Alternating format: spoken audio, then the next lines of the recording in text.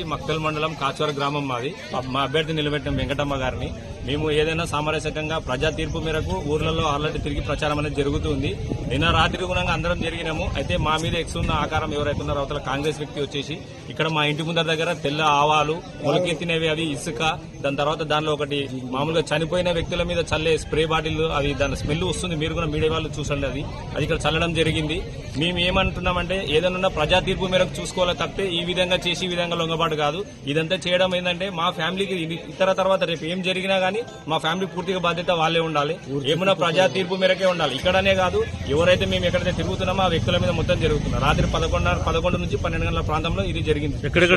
ఇక్కడ మా ఇంటి ముందర ఆల్రెడీ జరిగింది. ఇక్కడ నుంచి ముందర మా ఇంటికి 100 మీటర్ల డిస్టెన్స్ లో అక్కడ కూడా జరిగింది. స్కూల్ పోలింగ్ బూత్ దగ్గరికి ఎక్కడ వెళ్తున్నామో ఆ బాటకు ఎదురుగానే వేసింది అనమాట. అంటే ఆ దాన్ని దాటి వెళ్ళాలి మనం. యాక్చువల్ గా మీరు కూడా అక్కడికి వెళ్ళి చూసుకోవచ్చు. ఇది ప్రజా తీర్పు 5 సంవత్సరాలు ఉండొచ్చు. అది సామరస్యకంగా ఈ విధంగా ఒకరికి చేసుకొని ఈ విధంగా చేసుకోవచ్చు. రేపు ఏం జరిగినా మా ఫ్యామిలీకి మాకు కానీ ఏమైనా జరిగినా కానీ పూర్తి బాధ్యత వాళ్ళదే వహించాలి.